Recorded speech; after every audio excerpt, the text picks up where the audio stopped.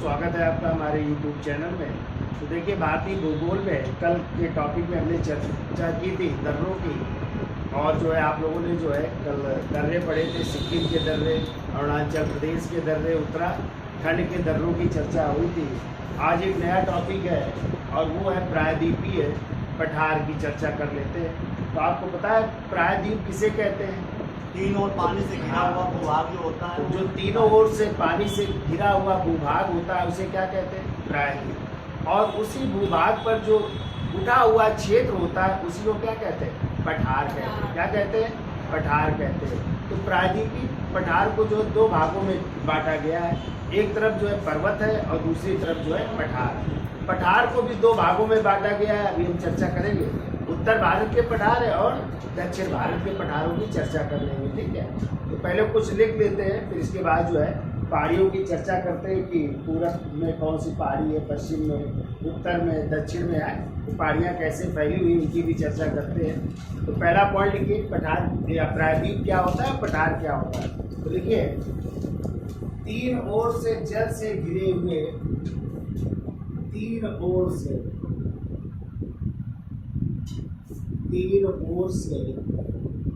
जल से घिरे हुए भूखंड को, जल से घिरे हुए भूखंड को, घिरे हुए भूखंड को क्या कहते हैं? प्रायद्वीप कहते हैं। तीन ओर से जल से घिरे हुए भूखंड को प्रायद्वीप कहते हैं। तथा उठा हुआ मैदानी भाग, तथा उठा हुआ मैदानी भाग, उठा हुआ मैदानी भाग पठार कहलाता है। उठा हुआ मैदानी भाग पठार कहलाता है। तीनों ओर से समुद्र से घिरे हुए भूखंड को प्रायद्वीप, और उसमें उठा हुआ जो मैदानी भाग होता है वही क्या कहलाता है? पठार कहलाता है। अब देखो, प्रायद्वीपीय पठार को दो भागों में बांटा गया है। एक तरफ लिख लो पर्वत और दूसरी तरफ लिख लो पठार। और पठार को भी दो भागों में भी बांट देते हैं। एक तरफ लिख लीजिए पर्वत श्रेणियां,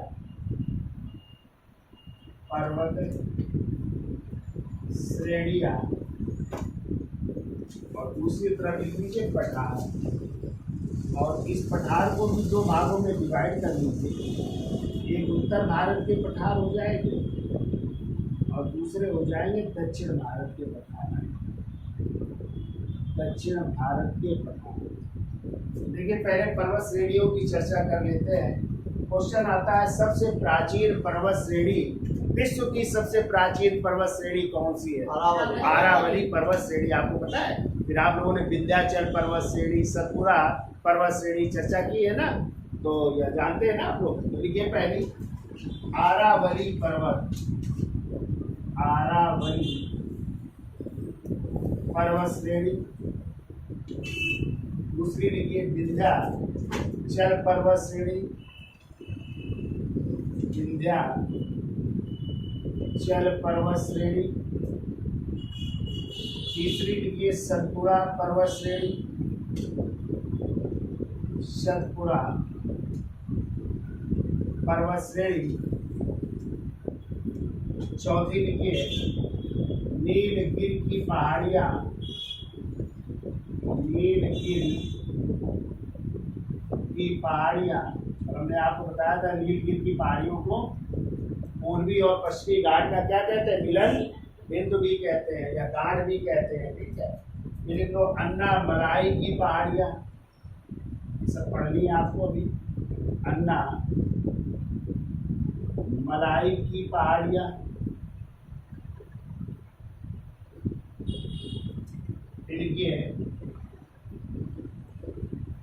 इलायची की पहाड़ियां, इलायची को ही कार्डामम की भी पहाड़ियां कहते हैं, की पहाड़ियां। और फिर लिख लीजिए बालनी की पहाड़ियां।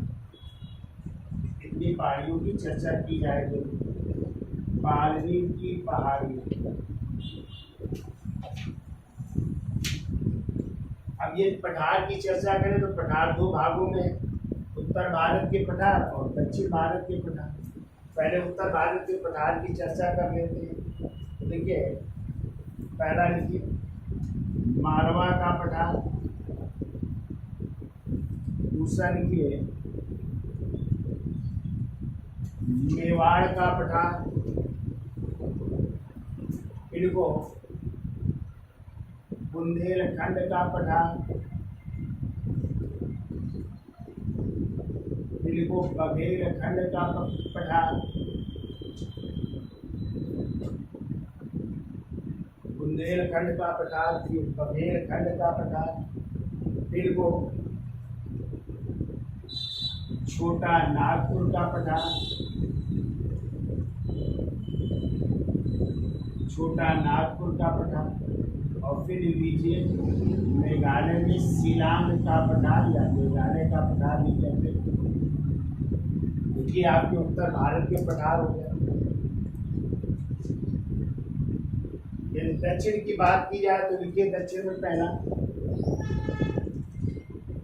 पहला लिखो दक्कन का पठार,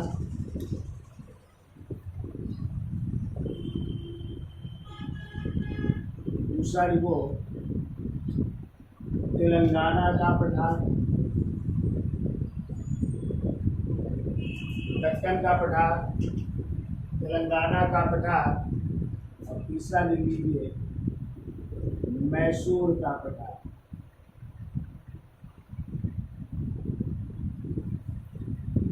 इस तरह पठारों को दो भागों में डिवाइड किया गया है, उत्तर भारत और दक्षिण भारत के पठार। ठीक है, उत्तर भारत के मालवा, मेवाड़, बुंदेलखंड, बघेलखंड, छोटा नागपुर और शिलांग का पठार।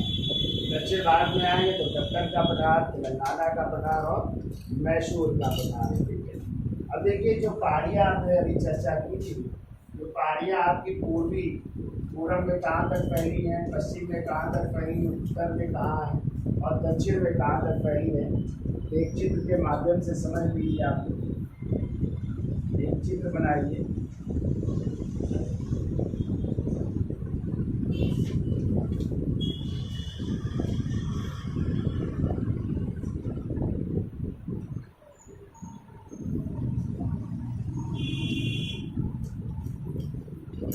इस तरह चित्र बना लीजिए।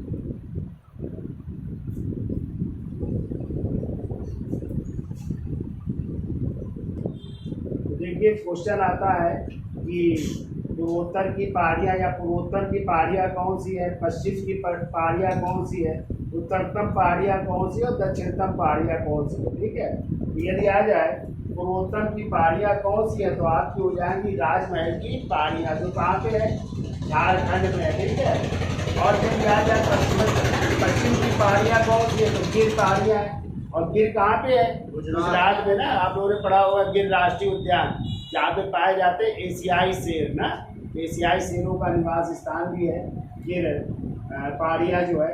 और इधर उत्तरतम पहाड़ियाँ दिल्ली रिज से लेकर के जो है दक्षिणतम हो जाएगी आपकी केरल में इलायची या कार्डेमम की पहाड़ियाँ, जो दक्षिणतम पहाड़ियाँ हैं। तो जो दिल्ली रिज स्थित है ये आरा वाली पर्वत श्रेणी, नाम सुना है, उसी का एक हिस्सा है, उसी में स्थित है। और वहीं पे एक है रायसीना हिल्स। ठीक है, और इसी रायसीना हिल्स में जो है आपका राष्ट्रपति भवन भी स्थित है। बहुत पूछा जाता है किस हिल्स में स्थित है, तो रायसीना हिल्स में स्थित है। और आपको पता है जो है पूछा जाए राष्ट्रपति भवन के जो वास्तुकार है तो कौन है, सर एडविन लुटियंस है ना। तो ये भी आपको याद रखना है। अब देखिए यदि पूछा जाए पूरब से पश्चिम इन पहाड़ियों की लंबाई कितनी है तो 1400 किलोमीटर में, जबकि उत्तर से दक्षिण की बात की जाए तो ये 1700 किलोमीटर में फैली हुई है। ठीक है, तो ये आप लोग चित्र बना लीजिए और नोट कर दीजिए। पूर्वोत्तर की पहाड़ियाँ, पश्चिम की पहाड़ियाँ, उत्तरतम पहाड़ियाँ और दक्षिणतम पहाड़ियाँ कौन कौन सी, इनकी लंबाई पूरब से पश्चिम कितनी है और उत्तर से दक्षिण कितनी है। ठीक है, तो ये चित्र बना लीजिए और इसके बाद हम चर्चा करेंगे पहली पहाड़ी, और वो है आरावली की पहाड़ी। तो आरावली की पहाड़ी आपकी कहाँ पे स्थित है, राजस्थान पे है ना, और ये सबसे प्राचीन पहाड़ियाँ भी है। ये आरावली की पहाड़ियाँ हो जाएंगी। आरावली के बाद जो है विंध्याचल की पहाड़ियाँ आप लोग यहाँ पे पढ़ेंगे, विंध्याचल की पहाड़ियाँ है। फिर इसके बाद जो है सतपुड़ा की पहाड़ियाँ भी उसके नीचे, उनकी भी चर्चा करेंगे। अभी हम चित्र बना देंगे, पहले इसका बना लीजिए फिर आगे बनाते हैं। ठीक है, तो इसके साथ ले लो फिर आगे चलते हैं। तो देखिए पहली हेडिंग डाल लीजिए आरावली पर्वतमाला। देखिए आरावली पर्वतमाला आपकी कहाँ पे है, राजस्थान में फैली हुई है ना, और राजस्थान से दिल्ली तक इसका विस्तार है, और दिल्ली में ही इसे रायसीना हिल्स के नाम से जानते हैं। और आपको पता है कि सबसे विश्व की सबसे क्या है, प्राचीन वलिद पर्वत श्रृंखला है, सबसे प्राचीन पर्वत श्रृंखला है वलिद। और इसी आरावली जो है पर्वत श्रेणी में ही सबसे ऊंचा शिखर यदि पूछा जाए कौन सा है, तो इसको आप बताएंगे गुरु शिखर। कौन सा है, हाँ तो गुरु शिखर है। ठीक है, सबसे ऊंची चोटी है आरावली पर्वत श्रेणी की, शायद 1722 मीटर है, 1722 मीटर ये ऊंची है, 22 मीटर है। और इसी आरावली पर्वतमाला में ही एक हिल स्टेशन भी है, और वो हिल स्टेशन का नाम है माउंट आबू। क्या नाम है, हाँ तो माउंट आबू भी है। ठीक है, और इसी माउंट आबू में एक प्रसिद्ध मंदिर भी है जिसे कहते हैं दिलवाड़ा का जैन मंदिर। सुना है, दिलवाड़ा का जैन मंदिर भी है। और इस दिलवाड़ा के जैन मंदिर का निर्माण हुआ था चालुक्य वंश के शासक थे भीम देव प्रथम के सामंत थे, और उन्हीं का नाम था विमल शाह नाम था। ठीक है, तो इन्हीं विमल शाह ने जो है दिलवाड़ा के प्रसिद्ध इसी जैन मंदिर का निर्माण करवाया था, जो माउंट आबू किसमें है, पर्वत में स्थित है। याद हो जाएगा। ठीक है, और इसमें जो है उन्होंने जैन धर्म के प्रथम तीर्थंकर जिनका नाम था ऋषभ देव या आदिनाथ की मूर्ति स्थापित करवाई। ठीक है, याद हो जाएगा। तो इसके बारे में लिखिए। देखिए पहला पॉइंट लिखिए, तो आरावली एक अवशिष्ट पर्वत श्रृंखला का उदाहरण है। आरावली एक अवशिष्ट पर्वत श्रृंखला का उदाहरण है।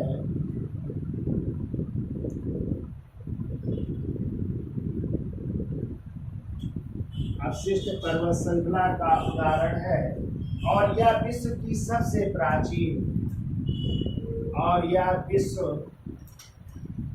की सबसे प्राचीन, विश्व की सबसे प्राचीन वलित पर्वत श्रेणी है। वलित पर्वत श्रेणी है, जबकि हिमालय नवीन वलित पर्वत श्रेणी है। ठीक है, और ये प्राचीन वलित पर्वत श्रेणी है। दूसरा पॉइंट लिखिए, इसका विस्तार की यदि बात की जाए, इसके विस्तार को लिखिए। तो दक्षिणी दिल्ली या दिल्ली रेंज से, दक्षिणी दिल्ली जैसे को दिल्ली रेंज भी कहते हैं, दिल्ली रेंज से लेकर के गुजरात में पड़ता है पालनपुर है, पालनपुर गुजरात तक, पालनपुर गुजरात तक 800 किलोमीटर में फैली है। 800 किलोमीटर में फैली है।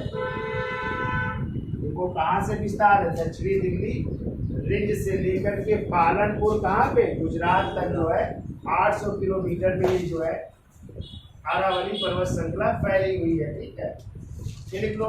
जबकि दक्षिणी दिल्ली से, जबकि दक्षिणी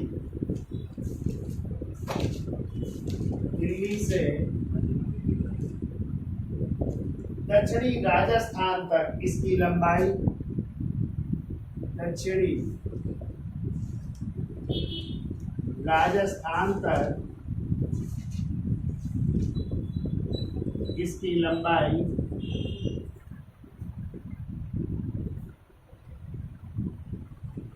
692 या 700 किलोमीटर तक, कहीं कहीं 692 मिलेगा या कहीं कहीं मिलेगा आपको 700 किलोमीटर तक।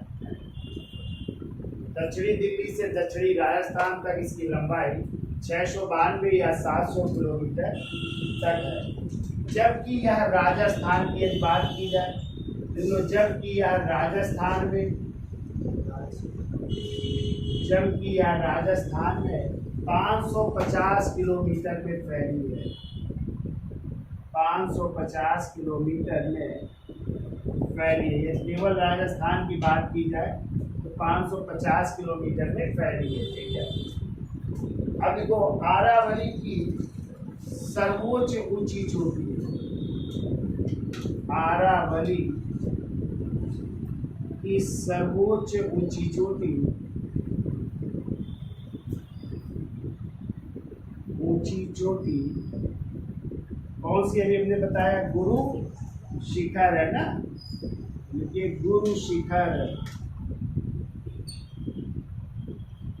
सर्वोच्च ऊंची चोटी गुरु शिखर है, जो कितनी ऊंची है? 1722 मीटर ऊंची है। ठीक है। तो आरावली की सर्वोच्च ऊंची चोटी गुरु शिखर है, जो 1722 मीटर ऊंची है। तो इन पहाड़ियों के ढालों पर, इन पहाड़ियों के ढालों पर, इन पहाड़ियों के ढालों पर एक पर्यटक स्थल, एक पर्यटक स्थल या कह सकते हैं हिल स्टेशन है, और उस पर्यटक स्थल का नाम है माउंट आबू। माउंट आबू स्थित है। इन पहाड़ियों के ढालों पर एक हिल स्टेशन या पर्यटक स्थल माउंट आबू स्थित है, जिसे राजस्थान का शिमला कहा जाता है। जिसे राजस्थान का शिमला कहा जाता है। जैसे हिमाचल प्रदेश में शिमला अच्छी जगह है ना, पर्यटक जगह है, हिल स्टेशन है, वैसे माउंट आबू भी जो है राजस्थान का शिमला कहलाता है। तो माउंट आबू स्थित है, जिसे राजस्थान का शिमला कहा जाता है। अगला पार्ट लिख लो। माउंट आबू में ही दिलवाड़ा का, माउंट आबू में ही दिलवाड़ा का प्रसिद्ध जैन मंदिर, दिलवाड़ा का प्रसिद्ध जैन मंदिर स्थित है, जिसे चालुक्य वंश के शासक, चालुक्य वंश भी कहते हैं, इसी को सोलंकी वंश भी कहते हैं, दोनों याद रखिए। जिसे चालुक्य वंश या सोलंकी वंश के शासक भीमदेव प्रथम के सामंत, या भीम प्रथम के सामंत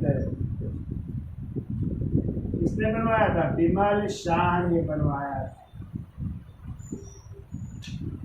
भीमदेव प्रथम के सामंत बिमल शाह ने बनवाया था, और इसमें जैन धर्म के प्रथम तीर्थंकर, और इसमें जैन धर्म के प्रथम तीर्थंकर ऋषभदेव, और ऋषभदेव को ही क्या कहते हैं? आदिनाथ भी कहते हैं। ऋषभदेव या आदिनाथ की मूर्ति स्थापित करवाई, और कहते हैं इनकी आंखें जो है हीरे की थी, ऋषभदेव की, लेकिन कोई जो है इनको चोरी कर ले गया। ठीक है, फिर से आंखें लगवाई गई है।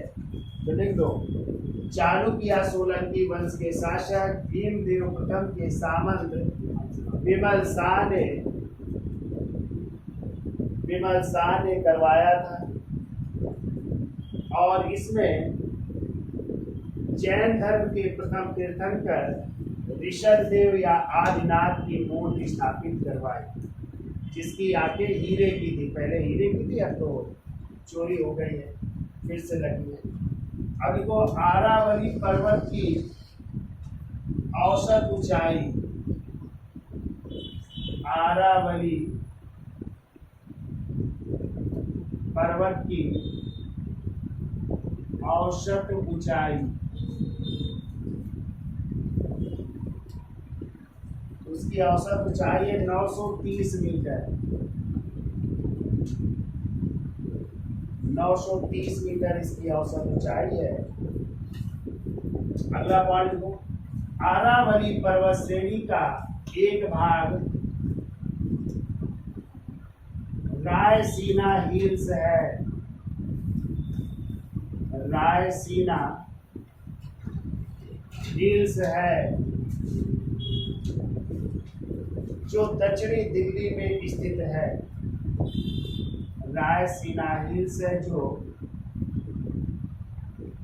दक्षिणी दिल्ली में स्थित है और इसी रायसीना हिल्स की पहाड़ियों को काटकर और इसी रायसीना हिल्स की पहाड़ियों को काटकर राष्ट्रपति भवन बनाया गया। राष्ट्रपति भवन बनाया गया जिसके वास्तुकार या आर्किटेक्चर सर एडविन लुटियंस हैं।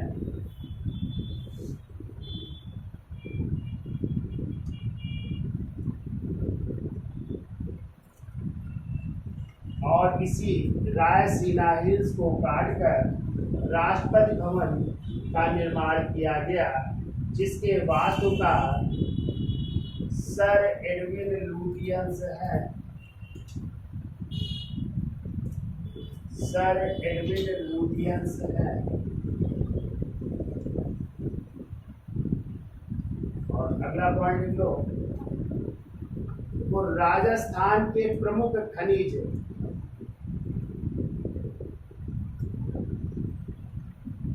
तो राजस्थान के प्रमुख खनिज लिख लो। पहले तो यहाँ पे तांबा की खान है ना, खेतड़ी राजस्थान में। और आपको पता है खेतड़ी की जो तांबे की खान है ये सिर्फ घाटी सप्ताह में भी, ठीक है, घाटी सप्ताह में भी तांबा कहाँ से आता था? खेतड़ी राजस्थान से। तांबा के अलावा यहाँ पे जस्ता की भी है, शीशे की भी है। शीशा भी कह सकते हैं सिर्फ घाटी सप्ताह में, राजस्थान अजमेर से आता था शीशा भी। लौह अयस्क के भी है, ठीक है, शीशा, तांबा, जस्ता, लौह अयस्क, यहाँ पे ये सब खाने हैं, ठीक है। लौह अयस्क की भी खाने। ये कहानी आपकी आरावली पर्वत श्रेणी की, ठीक है। अब जो है अगली हेडिंग डाल लीजिए और वो है विंध्याचल की पहाड़ियाँ। और इसी विंध्याचल में जो है कई जो है पहाड़ियाँ पाई जाती है, आप लोग पढ़ेंगे, जैसे विंध्याचल की पहाड़ियाँ, भांडेर की, कैमूर की पहाड़ियाँ, पारसनाथ की पहाड़ियाँ, ये सब कहाँ पे है? विंध्याचल पर्वत श्रृंखला में ही है, ठीक है। और इधर हमने आपको बताया था गुजरात में भी एक पहाड़ी है जिसे कहते हैं गिर राष्ट्रीय या गिर की पहाड़ियाँ है ना। और इसी पे जो है गिर की पहाड़ियों में क्या है? गिर राष्ट्रीय उद्यान है। और इसी गिर राष्ट्रीय उद्यान में क्या पाए जाते हैं? एशियाई शेर पाए जाते हैं। तो एशियाई शेरों का निवास स्थान बहुत पूछा जाता है। एशियाई शेर कहाँ पाए जाते हैं? तो गिर राष्ट्रीय उद्यान गुजरात में एशियाई शेरों का निवास स्थान या बब्बर शेरों का निवास स्थान है, ठीक है। तो इसकी भी हम चर्चा करेंगे, ये भी आपको याद रखना था। अब अगली हेडिंग डाल दीजिए विंध्याचल की पहाड़ियाँ, ठीक है। हेडिंग डाल लीजिए और इसका स्क्रीनशॉट ले लो। और इधर जो है आपका ये पश्चिमी घाट है और पश्चिमी घाट को ही सह्याद्री के नाम से जानते हैं। किस नाम से? और इधर जो है दक्षिण घाट की पहाड़ियाँ और बीच में ये नीलगिरी की पहाड़ियाँ हैं। और मैं आपको कल भी बताया था पिछले टॉपिक में, पूर्वी घाट और पश्चिमी घाट को मिलाने वाली कौन सी पहाड़ी है? नीलगिरी की पहाड़ियाँ हैं, ठीक है। तो ये भी आपको याद रखना। और इधर ये जो है पूर्वी घाट की पहाड़ियाँ, इनकी भी हम चर्चा करेंगे, ठीक है। तो पहले चर्चा कर लेते हैं विंध्याचल की पहाड़ियों, इसके साथ ले लो फिर आगे चलते हैं।